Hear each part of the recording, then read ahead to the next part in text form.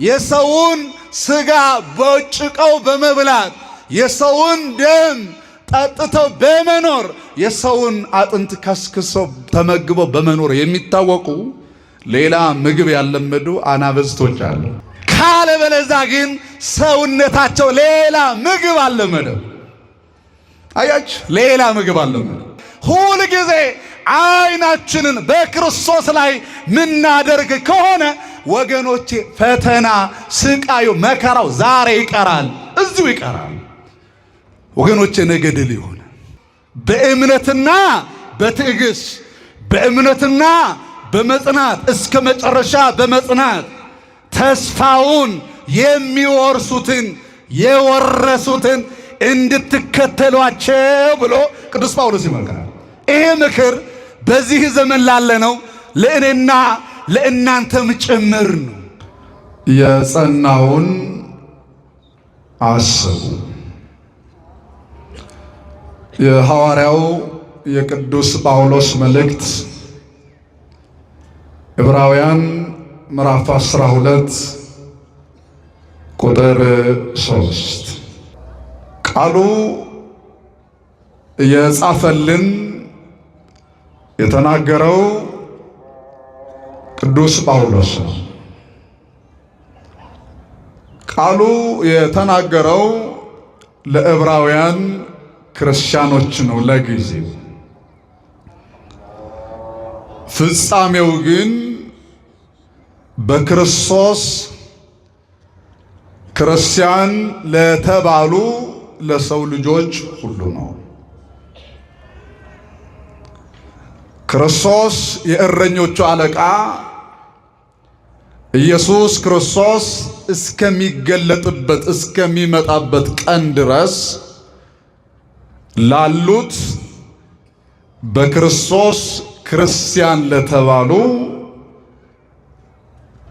በልዩ ልዩ መፈተን፣ በልዩ ልዩ ስቃይ፣ በልዩ ልዩ መከራ ላሉት ሁሉ የተናገረው ቃል ነው። ይህ ቃል በተመሳሳይ በተለይ ታላቁ መጽሐፍ ቅዱስን ስናጠና በብዙ ስፍራ ላይ ለአማኞች ተጽፎ ተመዝግቦ የምናገኘው ቃል ነው።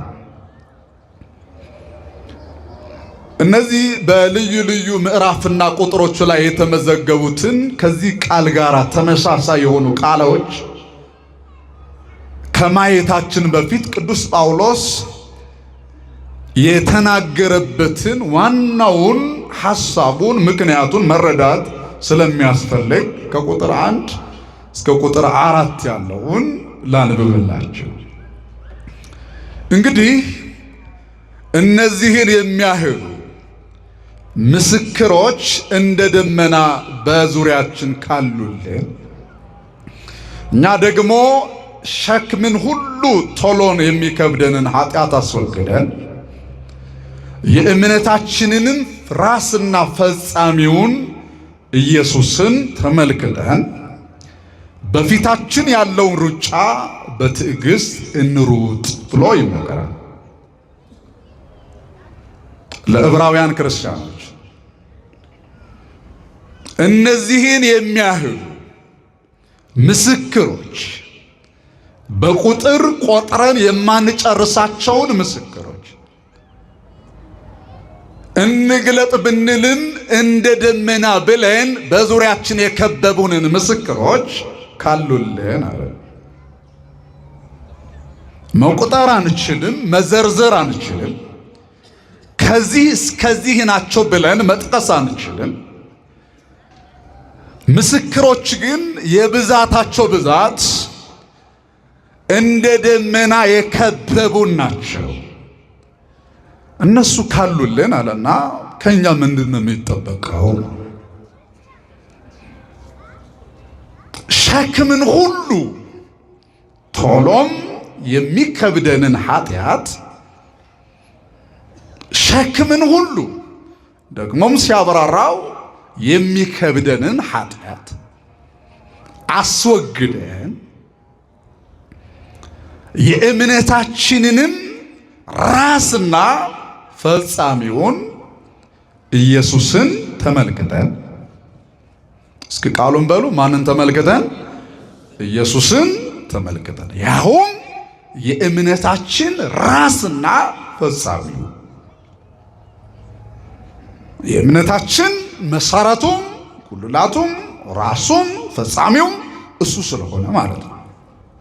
ኢየሱስን ተመልክተን በፊታችን ያለውን ሩጫ በፊታችን ያለውን ምን ነገሩ እንጂ ምን ሩጫ መንፈሳዊው ሰው ተጓዥ ሚራመድ ወደ ኋላ የያዘው እርፍ የለው ወደፊት ነው የሚጓዝ።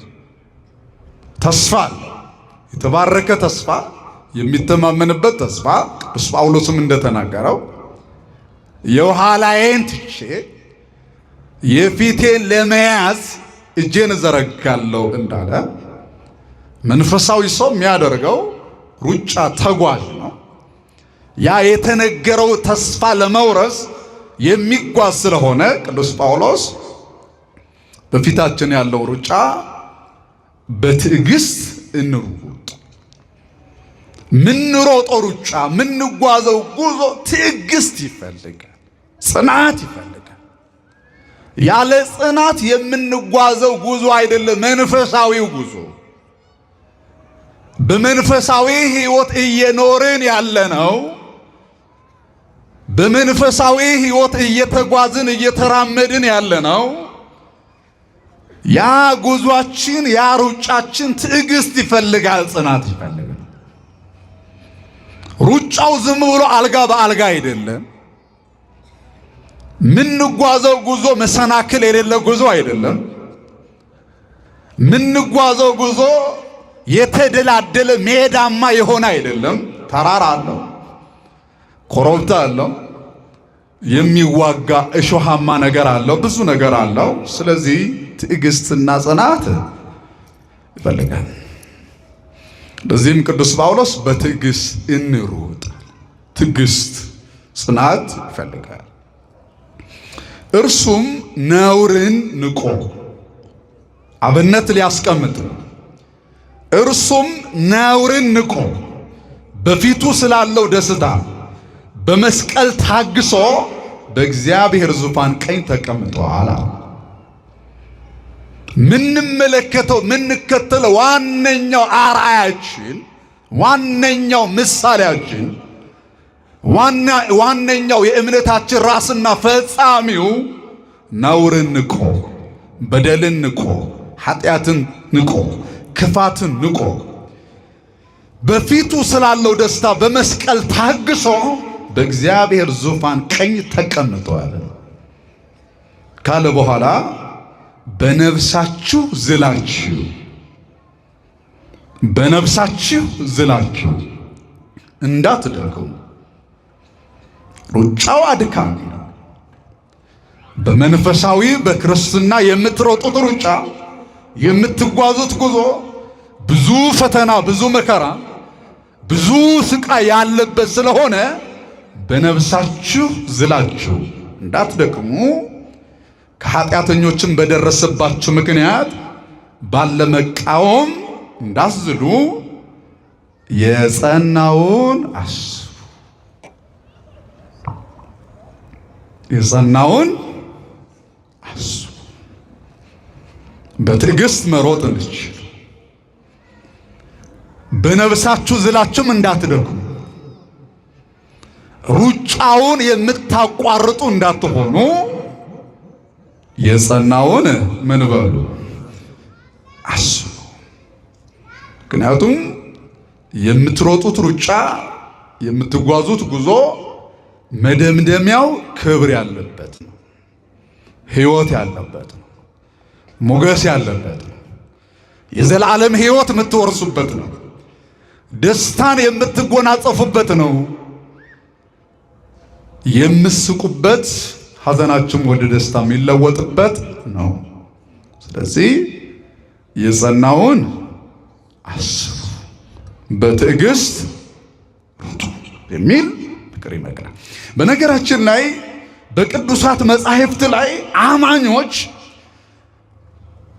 ቅዱሱ የእግዚአብሔር ቃል መጽሐፍ ቅዱስ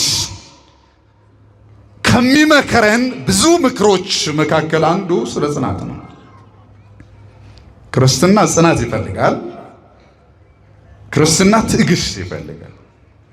እምነት ማመን ትዕግስት ይፈልጋል። ሃይማኖት ጽናት ይፈልጋል። በሃይማኖት የሚኖር ሰው፣ በመንፈሳዊ ሕይወት የሚኖር ሰው ጽናትና ትዕግስትን ገንዘብ ማድረግ አለበት። የተወሰኑ የመጽሐፍ ቅዱስ ክፍል ልጠቁማቸውና የጸኑትና ያገኙትን ከዛም በኋላ ደግሞ እነሱን ማሰብ የምናገኝበትን ጥቅም ምንድነው የሚለውን አይተን ትምህርታችን ጨርሳለን። መጀመሪያ ግን በዚህ የጸናው መጽናት እንዳለብን ወይም አማኞች በጽናት ዙሪያ እንደመከረ ቅዱስ መጽሐፍ ምን ይላል የሚለውን በጥቂቱ እናያለን። ጌታችን አምላካችን መድኃኒታችን ኢየሱስ ክርስቶስ በዚህ በማቴዎስ ወንጌል ምዕራፍ 24 ቁጥር 13 ላይ እስከ መጨረሻ የሚጸና በሉት ቃል ሁላችሁም እስከ መጨረሻ ሁላችሁም ተናገሩ። እስከ መጨረሻ የሚጸና እስከ ነገሩ ምን የሚል የሚጸና ነው። ክርስትና እስከ መጨረሻ መጽናትን ይፈልጋል። ቅድስናን ጠብቆ እግዚአብሔር የመምሰልን ሕይወትን ጠብቆ ያለ ነውርና ያለ ነቀፋ በእግዚአብሔር ፊት በመመላለስ እስከ መጨረሻ መጽናትን ይጠይቃል። ሐዋርያው ቅዱስ ጳውሎስ ለሮሜ ክርስቲያኖች በጸሎት ጽኑ ይላል። ያው የጸሎትን ትርጉም አሁን ዛሬ አልነግራችሁም። ጸሎት የሚያስገኘው በረከት የሚያስገኘው ጸጋ ከእግዚአብሔር ምን እንደምንቀበልበት ይሄ የአደባባይ ሐቅ ነው። የጸሎት ሚስጥሩ ሁላችሁም ታውቃላችሁ። በጸሎት ሁላችሁም የቀመሳችሁ ስለሆናችሁ ጸሎት ለአንድ አማኝ፣ ጸሎት ለአንድ ክርስቲያን፣ ጸሎት ለአንድ የእግዚአብሔር ልጅ ምኑ እንደሆነ ታውቃላችሁ። ሕይወታችን ነው፣ እስትንፋሳችን ነው፣ ጉልበታችን ነው፣ ኃይላችን ነው። ጥንተ ጠላታችን ዲያብሎስን የምንቀጠቅጥበት የምናባረርበት ብዙ ከእግዚአብሔር ጋር ህብረትን የምናደርግበት ከእግዚአብሔር ጋር ምናወራበት ቋንቋችን ጸሎት ብዙ ጥቅምን የምናገኝበት ስለሆነ በጸሎት ጽኑ። እስኪ በሉ በጸሎት ምን በሉ ጽኑ። መጽናት በክርስትና ላይ ትልቅ ዋጋ የሚያስገኝ ትልቅ በረከት የሚያስገኝ ኦርቶዶክሳዊ ያለበት ልባችሁን በመበተን ይሄንን ቃል እንዳሰሙ ልባችሁ አጽንታችሁ የጸናውን ቃል አድምጡ። እዩ በጸሎት ጽኑ። ዳዊት በመዝሙሩ መዝሙር 39 ላይ ጸኒሃ ጸናሄክዎ እግዚአብሔርን በመጽናት አያችሁ አይደል? በመታገስ ጠበቅኩታል። በጸሎት ሰማዓኒ ወተመይጠኒ ሰማኝም ዘንበልም አለልኝ። መጽናት ትልቅ ዋጋ፣ ትልቅ ክብር፣ ትልቅ ጸጋ ያስገኛል። መጽናት ደግሞ ፈተና ስላለ ነው። የመጽናት መንስኤው ፈተና ካለ ነው። የመታገስ መነሻው ፈተና ስላለ ነው። ያለ ፈተና ትዕግስት፣ ያለ ፈተና ደግሞ ወገኖች መጽናት የሚባሉ ሊነገር ስለማይችል መጽናት እንዲህ የሚል ቃል በዚህ በዕብራውያን ደግሞ ቅዱስ ጳውሎስ ደግሞ ይነግረናል። የተስፋውን ትቀበሉ ዘንድ ይላል። እስኪ በሉ ይሄንን ቃል የተስፋውን በሉ እስኪ ትቀበሉ ዘንድ። አያችሁ አይደል? የተስፋው ያ በቃሉ የነገረን ያ ተስፋ ትቀበሉ ዘንድ ትወርሱ ዘንድ በሕይወታችሁ ይሰጣችሁ ዘንድ ትቀበሉ ዘንድ አለና ምን ያስፈልጋችኋል?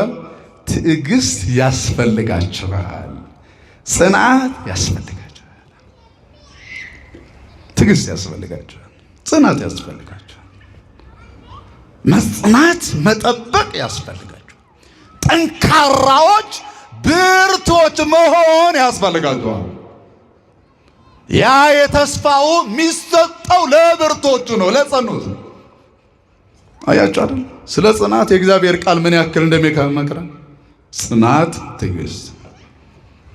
ወገኖቼ ቅዱስ ጳውሎስ ጠቅለል ያለ የዛሬ ትምህርታችን ርዕስ የጸናውን ምን በሉ አስቡ። በጊዜው የነበሩ ዕብራውያን ጥቃቅን መከራዎች፣ ጥቃቅን ፈተናዎች፣ ጥቃቅን ደግሞ ስቃዮች በሕይወታቸው ላይ ሲያጋጥማቸው በክርስትናቸው ላይ ሌላ አቅጣጫ እንዲይዙ ያደርጋቸው ነበር። ከክርስትና ውጪ እንዲያስቡ፣ ከሚያጸድቃቸው ውጪ፣ ጸጋ ከሚያሰጣቸው ውጪ፣ በረከት ከሚያገኙበት ውጪ የሆነውን ሕሳቤ ዓለማውያን የሚያስቡትን ስጋውያን የሚያስቡትን የዚህ ዓለም አሕዛብ የሚያስቡትን እንዲያስቡ አድርጓቸው ነበር። አይደለም፣ የቀደሙት የጸኑትንም አስቡ አለ። እንዲህ በመሆን አይደለም ጸጋ የምታገኙት፣ እንዲህ በመሆን አይደለም ከእግዚአብሔር መቀበል ያለባችሁን የተስፋውን መቀበል የምትችሉት፣ እንዲህ በመሆን አይደለም እግዚአብሔርን ደስ የምታሰኙት። ግድ የላችሁም፣ ወደ ኋላ ዘወር በሉና የጸናውን ምን በሉ አስቡ። የጸናውን ማሰቡ። እስኪ የጸኑትን ጥቂት ከመጽሐፍ ቅዱስ 1 3 4 የጸኑትና ያገኙትን በረከቶችን በመጽሐፍ ቅዱስ የሁላችንም አባት፣ የሁላችንም አብነት፣ የሁላችንም በሕይወቱ ያስተማረን ዛሬም ደግሞ ሁላችንም የምንመካበት አባታችን አብርሃም በረከቱ ጸጋው አምላካችን እግዚአብሔር በቸርነቱ በሁላችን ላይ ያሳደረ አባታችን አብርሃም በዘፍጥረት ምዕራፍ 12 ቁጥር 1 ስናነብ እግዚአብሔር ከአብርሃም ጋር ንግግር አደረገ። አብርሃም እግዚአብሔር ከእሱ ጋር በሚያወራበት ጊዜ፣ በሚነጋገርበት ጊዜ ወይም በሚያናገርበት ጊዜ የነበረውን ስፍራ፣ የነበረው ሕይወት፣ የነበረው ምልከታ ታውቃላችሁ። አብርሃም የነበረባት ምድር ሳትቀር የእግዚአብሔርን የፈጠራት አምላክ ስም የማትጠራ ምድር ላይ ነው የነበረው። አምላኳን የማታውቅ ምድር ላይ ነው የነበረው። ፈጣሪዋን በአደባባይ ላይ የካደች፣ ፈጣሪዋን በሚጠረብ እንጨት የለወጠች ምድር ላይ ነው የነበረው አብርሃም የነበረበት የእግዚአብሔር ጸጋ፣ የእግዚአብሔር ረድኤት፣ የእግዚአብሔር በረከት፣ የእግዚአብሔር ሰላም የራቀባት ዲያብሎስ እንዲሁ በእፋ የነገሰባት ምድር ላይ ነበር። እግዚአብሔር ግን መጥራት፣ የወደቁትን ማንሳት፣ የተዳደፉትን መቀደስ ያውቅበታልና በቸርነቱ ዛሬም እኮ እኔና እናንተ እዚህ አደባባይ ላይ እኮ የሚያሰባስብ በዚህ ሰገነት ላይ በዚህ አውደ ምሕረት ላይ የሚያቀርበን ባለሟልነት ስላለን አይደለም፣ ጸጋ ስላለን አይደለም፣ ቅድስና ስላለን አይደለም። ኃጢአታችን በቸርነቱ ሸፍኖ ነው እንጂ፣ አዎ በደላችን ሸፍኖ ነው እንጂ በቸርነቱ አብርሃምን ጠራው። አብርሃም እንዲህ ብሎ ነው የጠራው፣ ከሀገር፣ ከዘመዶች፣ ከቤተሰቦች ተለይተህ እኔ ወደ ማሳየ ምድር ውጣ። መተው ያለብህ የመጀመሪያ ወላጅህ ነው። ለእኔ ያልሆነ ወላጅ፣ ለእኔ ክብር ያልቆመ ወላጅ፣ ራሱ ተሰናክሎ ሌሎችን የሚያሰናክለው ወላጅ፣ ለራሱ ጠፍቶ ትውልዱ እንዲጠፋ እየሰራ ያለ ወላጅ፣ ሌሎችን ወደ እርግማን እየሳበ እየጣለ ያለው ወላጅ፣ እሱን ተለየው። ቀጥሎ ዘመዶችህን፣ ቀጥሎ ደግሞ ያደክባት ቀይ ለኔ ክብር የማትሆነው ያች መንደር ተዋትና እኔ ማሳይህ ምድር አለ ወደዚያ ውጣ። እግዚአብሔር በእውነት እኔ ወደ ማሳይ ወደ ምትጠቀምበት ወደ ምትባረክበት ለነፍስህም ለስጋህም ወደ ምታጸጋ ወደ ምታገኝበት በረከት ወደ ምታገኝበት እረፍት ወደ ምታገኝበት ሰላም ወደ ምታገኝበት ወደ ምታመልጥበት ስፍራ ውጣ አለው። አሁን ልንገራችሁ፣ አሁን ያላችሁበት ጉባኤ ይሄ ጉባኤ እግዚአብሔር ለኛ ያዘጋጀው ስፍራ ነው። ሁላችሁም እየሰማችሁ ያላችሁ ኦርቶዶክሳውያን ስሙ፣ እግዚአብሔር ያዘጋጀው ስፍራ ነው ወገኖቼ። ለእግዚአብሔር ከማይመች ስፍራ መለየት አለብን። ለእግዚአብሔር ከማይመች ስፍራ መንደር መውጣት አለብን። ወደዚህ ስፍራ ነው መምጣት አለብን። ለእግዚአብሔር ብቻ ሳይሆን ለነፍሳችንም ለስጋችንም የሚጠቅመንን ጸጋ የምናገኝበት ስፍራ ነው እና አብርሃም ውጣ ካለ በኋላ ለበረከት ሆነ አለው። እስኪ ንገሩ፣ ለምን ሆነ አለው? ለበረከት ሆነ አለው። አብርሃምም እግዚአብሔርን አመነ። እስኪ ንገሩ፣ ማንን አመነ? እግዚአብሔርን አመነ። ወጣ። እግዚአብሔርን አምኖ ወጣ። ወዴት እንደሚሄድ አያውቅም። የተዘጋጀለት ስፍራ የት እንዳለ አያውቅም።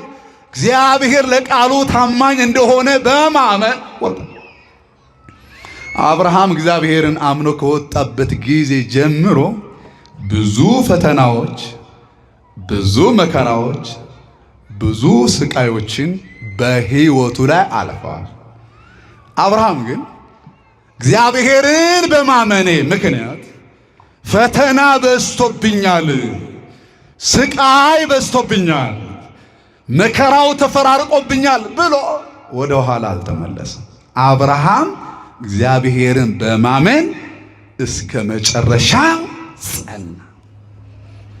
አብርሃም እስከ መጨረሻው ጸና። የዕብራውያን መልእክት ጸሐፊው ቅዱስ ጳውሎስ አብርሃም እስከ መጨረሻ እግዚአብሔርን በማመኑ በመጽናቱም ያገኘውን ጸጋ በዚህ በዕብራውያን መልእክቱ ምዕራፍ 6 ቁጥር 5 ላይ እንዲህ ሲል ይናገራል። በጣም የሚገርም ቃል። እንዲሁም እርሱ ከታገሰ በኋላ አለ። እስኪ በሉ ቃሉ እርሱ በሉ ከታገሰ በኋላ ተስፋውን አገኘ። ተስፋውን ምን አለ? አገኘ። የተነገረለትን ይሆንልሃል የተባለውን ተስፋ አገኘ። ምን ካለ በኋላ? ከታገሰ በኋላ። አያችሁ፣ ከትዕግስት በኋላ ከመጽናት በኋላ መሻታችንን እናገኛለን። በፈተና በመከራ በስቃይ ሆነን እግዚአብሔርን በማመን በንስሐ ሆነን የክርስቶስን ሥጋ እየበላን የክርስቶስን ደም እየጠጣን ነውርና ነቀፌታን ከሕይወታችን ላይ አስወግደን ወገኖቼ ምንጸና ምንታገስ ከሆነ መከራዎች ያልፋሉ፣ ስቃዮች ያልፋሉ፣ ፈተናዎች ያልፉና ተስፋችን እናገኛለን። ምናችን እናገኛለን? ተስፋ ያደረግነውን እናገኛለን። ለዚህ ነው ቅዱስ ጳውሎስ ከታገሰ በኋላ አለ። እስኪ ንገሩ፣ ምን ካለ በኋላ? ምን አትናገሩ እንደ ዛሬ? ምን ካለ በኋላ? ከታገሰ ከጸና በኋላ ነው ተስፋውን ያገኘ አብርሃም። ቀጥሎ የምናየው ሁላችሁም እንደምታውቁት የጽናት ምሳሌ ተብሎ የሚነገረው አባታችን ኢዮብ ታሪኩ ባጭሩ ሁላችሁም በምታውቁት መንገድ ጻድቅ ነው። ነውር የለው፣ ነቀፋ የለው፣ በደል የለበትም፣ ኃጢአት የለበትም። በእግዚአብሔር ፊት የሚመላለስ ነው። አማኝ ነው፣ በእግዚአብሔር የሚያምን ኢዮብ ሕይወት ላይ የመጣ ጻድቁ ኢዮብ ላይ የመጣ ፈተና ስቃይ ግን በማንም ላይ አልሆነ። በማንም ላይ ያልሆነ። በደንብ አስቡ። አሁን ብዙዎቻችን ግድ የላችሁም እግዚአብሔርና እናንተ በምታውቁት መከራ ላይ ያላችሁ፣ ስቃይ ላይ ያላችሁ፣ ልዩ ልዩ መፈተን ህይወት ውስጥ ያላችሁ በደንብ በትኩረት በመጽናት ነው ሰውነታችሁ ነፍሳችሁ ነው የምታጠረው። ኢዮብ የሆነውን ነው የምነግራችሁ። ከመጽናት በኋላ በፈተና ከትዕግስት በኋላ የገጠመውን የሆነለትን የተከናወነለትን መጽሐፍ ቅዱስ እንዲህ ይለናል። መጽሐፈ ኢዮብ ምዕራፍ 42 ቁጥር 10 ጀምሬ ላነብላችሁ። ኢዮብም ስለ ወዳጆቹ ጸለየ። በጸለየ ጊዜ እግዚአብሔር ምርኮን መለሰለት። እግዚአብሔርም ቀድሞ በነበረው ፈንታ 2 እጥፍ አድርጎ ለኢዮብ ሰጠው። በደንብ ቃሉ ስሙ። ኦርቶዶክሳውያን የተወሰደባችሁ ተወስዶባችሁ አይቀርም። የተወሰደባችሁ ሰላም ሊሆን ይችላል፣ ጤንነት፣ እረፍት ሊሆን ይችላል፣ መረጋጋት። ተወስዶብኛል፣ እኔ ለመከራ ተላልፌ የተሰጠሁ ነኝ። ስቃዩ ፈተና አላልፍ አለ፣ መከራው አላልፍ አለ፣ መፈተኑ አላልፍ አለ በማለት ሕይወት ውስጥ ያላችሁ ልብ በሉ። ኢዮብ ከተፈተነው ፈተና በላይ አልተፈተነው።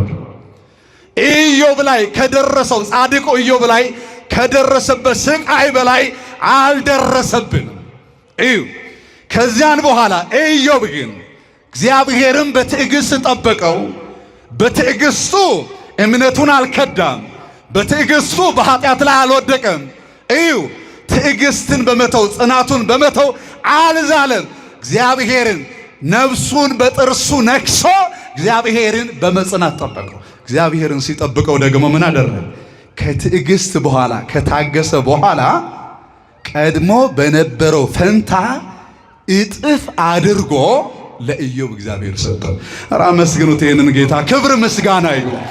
በደንብ አስቡ። ስለዚህ አባታችን ኢዮብን ከትዕግስት በኋላ ከመጽናት በኋላ የነበረው ብቻ አይደለም 2 እጥፍ ሆኖ ነው የነበረው። የተወሰደበት ነገር ሁሉ የመለሰለት። የጸኑትን አሱ የጸናውን አሱ። ሌላው አባታችን ዳንኤል ከአራቱ አበይት ነቢያት መካከል የሆነው ነቢዩ ዳንኤልን ታስታውሳላችሁ።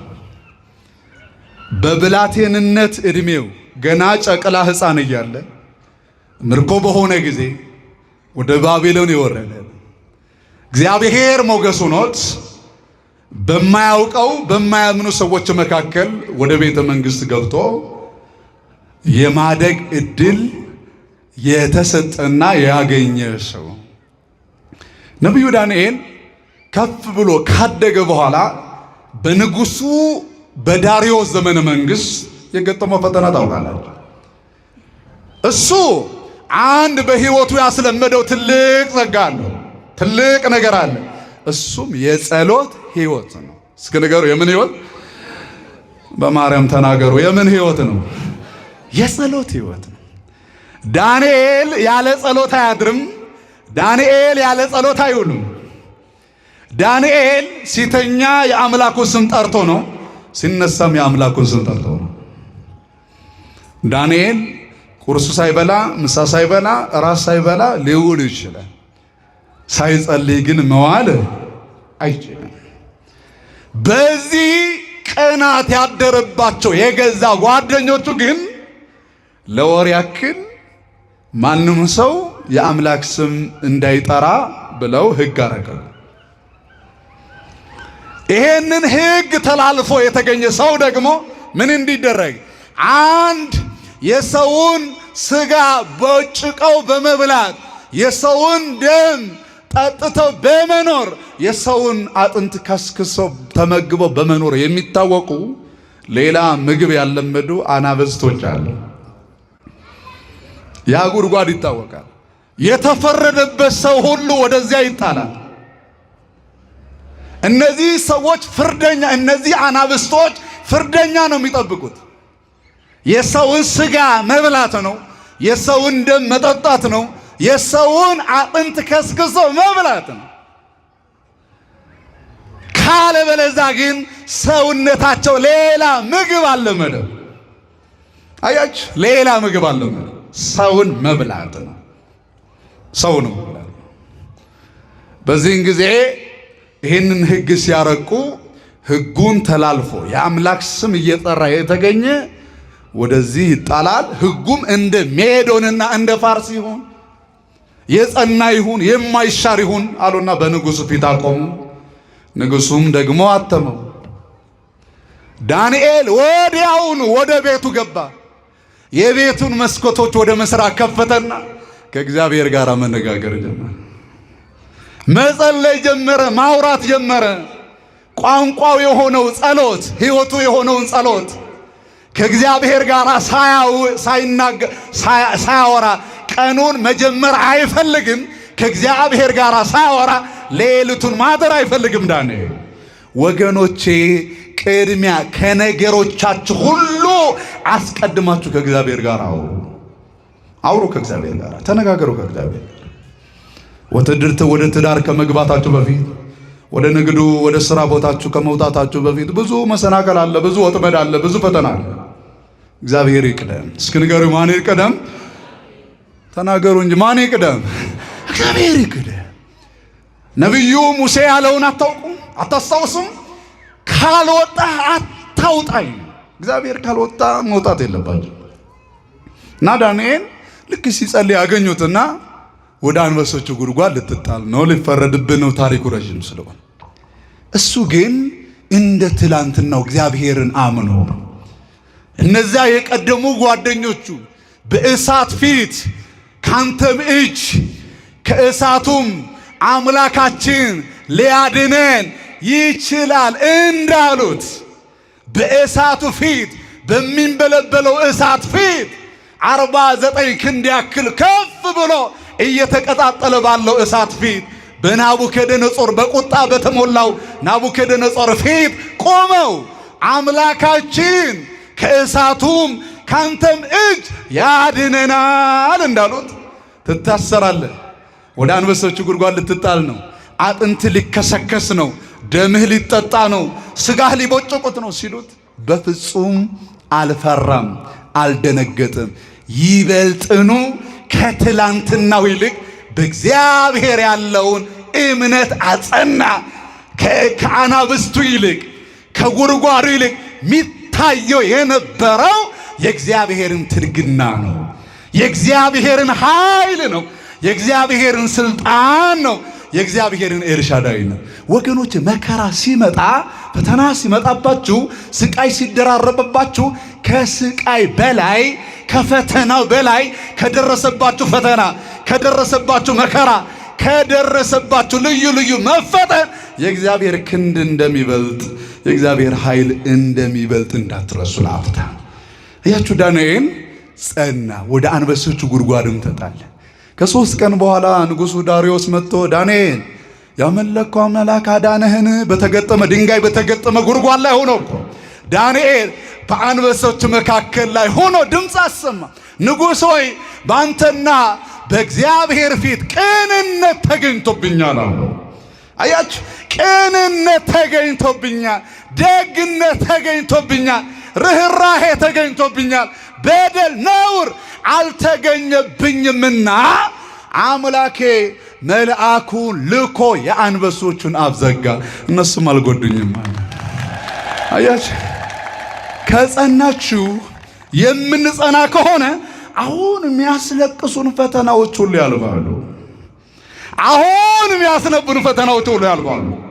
ምን ጸና ከሆነ፣ ጸንተን ለእውነት ምንቆም ከሆነ፣ ጸንተን አምላካችን ጋር ምናወራ ከሆነ፣ ሁል ጊዜ አይናችንን በክርስቶስ ላይ ምናደርግ ከሆነ ወገኖቼ፣ ፈተና፣ ስቃዩ፣ መከራው ዛሬ ይቀራል፣ እዚሁ ይቀራል።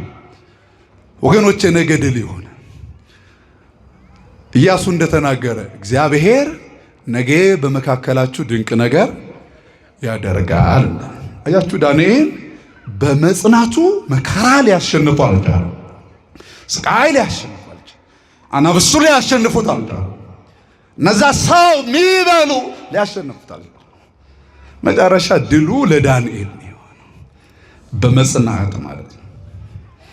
ወገኖቼ አሁን የጸኑትን በማሰብ ለኛ ያለው ጥቅም ብቻ ነገራችሁ ትምህርት ይልቻለስ ትምህርታችን ርዕስ እንዳትረሱ። የጸናውን ምን በሉ? አረ ነገሩ የጸናውን ምን በሉ? አስቡ። አሁን የጸኑትን በጥቂቱ ነግራችኋለሁ። በጣም ብዙ ነው ቁጥራቸው። በመጽሐፍ ቅዱስ ብዙ ቆጥረን ገላቱም ድርሳናቱም ሰማዕቷ ቅድስት አርሴማ፣ ጻድቁ አቡነ ተክለ ሃይማኖት፣ ጻድቁ አቡነ ገብረ መንፈስ ቅዱስ ሌሎችም የጸኑት እንደ ደመና በዙሪያችን ያሉትን ብንዘረዝር ብንተርክ ጊዜ ያጥረናል። ነገር ግን እነዚህን ማሰብ፣ እነዚህን መመልከት፣ እነዚህን ተመልክቶ በሃይማኖት መኖር፣ በንስሐ ሕይወት ውስጥ መመላለስ፣ ሥጋ ወደሙ እየበሉ የክርስቶስን ሥጋ እየበሉ የክርስቶስን ደም እየጠጡ በጾም በጸሎት ጸንቶ መኖር ምንድነው የሚሰጠን ጥቅም የሚለውን ጥቂት ነገሮች ብቻ ነግሬያችሁ ትምህርቴን እጨርሳለሁ። የመጀመሪያው አንደኛው ትዕግስተኞች እንድንሆን ያደርገናል። የጸኑትን፣ የታገሱትን፣ የበረቱትን በፈተና ሆነው በልዩ ልዩ መከራ ውስጥ ሆነው በልዩ ልዩ ስቃይ ሆነው የታገሱና የጸኑትን ወገኖች በማሰባችን ትዕግስተኞች እንድንሆን የጸናን እንድንሆን ያደርገናል። መጽሐፍ ቅዱስ እንዲህ ይለናል። ዕብራውያን ምዕራፍ 6 ቁጥር 12 ላይ የእነዚያንም በእምነትና በትዕግስት ተስፋውን የሚወርሱትን እንድትከተሏቸው ይላል። እንደምን ዋላችሁ? አረ ድምጻችሁ ይሰማ። እንደምን ዋላችሁ? በደንብ ስሙ። ይሄ እግዚአብሔር ቃል ነው፣ ቀጥታ ነው። ብዙ አላብራራም፣ ሰዓታችንን በአግባቡ ለመጠቀም የእነዚያንም ማለት የጸኑትን ማለት ነው፣ የበረቱትን ማለት ነው፣ መከራ ያላሸነፋቸውን፣ ፈተና ያላሸነፋቸውን፣ በእውነት ልዩ ልዩ ስቃይን ያላሸነፋቸውን የእነዚያንም ማለት የእነዚያንም ካለ በኋላ በእምነትና በትዕግስት ተስፋውን የሚወርሱትን በእምነትና በትዕግስት በእምነትና በመጽናት እስከ መጨረሻ በመጽናት ተስፋውን የሚወርሱትን የወረሱትን እንድትከተሏቸው ብሎ ቅዱስ ጳውሎስ ይመክራል። ይሄ ምክር በዚህ ዘመን ላለነው ለእኔና ለእናንተም ጭምር ነው። መመልከት ያለብን መከራውን አይደለም። መመልከት ያለብን ስቃዩን አይደለም። መመልከት ያለብን ፈተናውን አይደለም። መመልከት ያለብን በሕይወታችን ላይ የሚያጋጥሙን ወጣ ወረዶችን አይደለም። መመልከት ያለብን የእነዚያ በእምነትና በትዕግስት በእምነትና በመጽናት ተስፋውን የወረሱትን መከተል ነው፣ ማየት ነው። ምክንያቱም እነሱን ስንመለከት እነሱ የወረሱትን እነሱ የተቀበሉትን ያንን በእግዚአብሔር ቃል የተነገረውን የተስፋውን መውረስ ይሆናል። ስለዚህ እነሱን የምናስብበት በመታገሳቸው በመጽናታቸው በመከራ ሕይወት ውስጥ ነው፣ በፈተና ሕይወት ውስጥ ነው፣ በመራብ ሕይወት ውስጥ ነው፣ በመጠማት ሕይወት ውስጥ ነው፣ በልዩ ልዩ ስቃይ ሕይወት ውስጥ ሆነው ምን አገኙ ስንል የተስፋውን ያ ክርስቶስ የነገረንን በቃሉ የነገረን የሰው ጆሮ ያላየውን የሰው ጆሮ ያልሰማውን የሰው ዓይን ያላየውን የሰው አንደበትም ገብቶ ያልተናገረበትን የሰው እጅ ያልዳሰሰውን የሰው እግር ያልተመላለሰውን መላእክት የሚኖርበትን ቅዱሳን ብቻ ሁሉ የከተሙበትን የተስፋውን ስፍራ የተስፋው ያ በተስፋ የተነገረውን ያንን መውረስ እንድንችል ያደርገናል በመታገስ። ይህንን በደንብ እንድትረዱ ነው። ሁለተኛው ተስፋችንን ያጠነክርልናል። እንደምን ዋላችሁ? ምናችንን ያጠናክርልን? ተስፋ። መከራ አለ፣ ስቃይ አለ፣ ፈተና አለ፣ ማግኘት ማጣት አለ፣ እንቅፋቱ አለ፣ መራቡ አለ፣ ብዙ የምንሰማቸው ለጆሮ የሚሰቀጥጡ ለዓይን እጅግ የሚከብዱ ነገሮችን በምድራችን ላይ እናያለን፣ በሕይወታችን ላይም ይመጣሉ። ነገር ግን ወገኖቼ በእምነታችን፣ በሃይማኖታችን፣ በክርስትናችን ተስፋ እንዳንቆርጥ ያደርገናል። የጸኑትን ምን በማለታችን? አረ ንገሩ። የጸኑትን ምን በማድረጋችን? በማሰባችን። ምክንያቱም ጸንቶ ያገኙትን ክብር ስለምንረዳ እንዲህ ይለናል ያዕቆብ በመልእክቱ ምዕራፍ 5 ቁጥር 11 ላይ እናንተ አለና የኢዮብን ትዕግስት ሰምታችኋል አለ። የማንን ትዕግስት ሰምታችኋል? የኢዮብን ትዕግስት ሰምታችኋል አለ። ጌታም እንደፈጸመለት። ማን ፈጸመለት? ጌታ ፈጸመለት። ታግሶ አልቀረም። በመታገሱ ጌታ መሻቱን ምን ብሎለታል? ፈጽሞለታል። ስለዚህ በመታገሳችን፣ በመጽናታችን፣ በመከራው ተስፋ ባለመቆረጣችን፣ ስለዚህ አሁን በልዩ ልዩ መከራ ህይወቱ ስንኖር ተስፋችን የበረታ እንድንሆን ያደርጋል። እሱም የጸኑትን በማሰባችን። ሶስተኛው በፈተና ጊዜ እንዳንደክም ያደርገናል። የጸኑትን በማሰባችን በፈተና ጊዜ፣ በስቃይ ጊዜ፣ በመከራ ጊዜ እንዳንደክም እንድንበረታ ይረዳናል። መጽሐፍ ቅዱስ እንደዚህ ይላል ዕብራውያን ምዕራፍ 12 ቁጥር 3 ላይ ኃጢአተኞች በእርሱ ላይ ያደረጉትን ተቃውሞ የታገሰውን አስቡ እንዳትደክሙ። አያችሁ፣ እንዳትደክሙ። እነዚያ በጽድቅ የተመላለሱን ኃጢአትን የናቁትን የጸኑትን አስቡ። ወገኖች ያው ሁላችሁም እንደምታውቁት ፈተናው፣ መከራው፣ ስቃዩ በአንድም በሌላ መንገድ ይብዛም ይነስም በእያንዳንዳችን ህይወት ላይ አለ። ዛሬ ማያለቅስ የለም፣ ማያነባ የለም፣ እጅግም ነገሮች ያልከበዱት ሰው የለም። ነገር ግን በመከራ ሰዓት፣ በፈተና ሰዓት ራስን ተስፋ ቆርጦ ወዳልሆነ ነገር ከማሰብ ይልቅ የጸኑትን ማሰብ። የጸኑትን ምን ማድረግ? ማሰብ። የጸኑትን ስናስብ ጸንቶም ያገኙትን ነገር ስንረዳ በፈተና ላይ ድልን እንጎናጸፋለን። የመጨረሻው አምስተኛው ነጥብ ለክብር የሚያበቃ መንገድ መሆኑን እንማርበታለን። እሱ ምንድነው? የጸናውን በማሰብ የበረቱትን ሰማዕታትን፣ የበረቱት ጻድቃን፣ የጸኑትን ነቢያትን፣ የጸኑት ሐዋርያትን፣ የጸኑ ሊቃውንትን፣ የጸኑ የዘመናችን ክርስቲያኖች ከሁሉ በላይ ለክርስትናቸው ክብር የሰጡትን ከቁሳዊ ነገራቸው በላይ ከምድራዊ መኖሪያቸው በላይ በእውነት ሃይማኖቴ ክርስትናዬ ይበልጥብኛል ብለው ዋጋ እየከፈሉ ያሉትን የጸኑትን በማሰባችን እነሱ ለበቁት ክብር እንድንበቃ ያደርገናል። ይህንን በደንብ እንመረዳታለን። ብዙ ጊዜ አሁን ጉባኤያት እልልታ ስለተመለመደ፣ ጭብጨባ ስለተመለመደ ዋናው ትኩረት ማድረግ ያለብን መልእክቱ ነው። በደንብ ልብ የጸኑትን፣ ያለፉትን፣ አሁን ያሉትን ዋጋ እየከፈለ ክብር ደግሞ የተቀበሉትን እነዚህን በማሰባችን ለክብር እንድንበቃ ያደርገናል።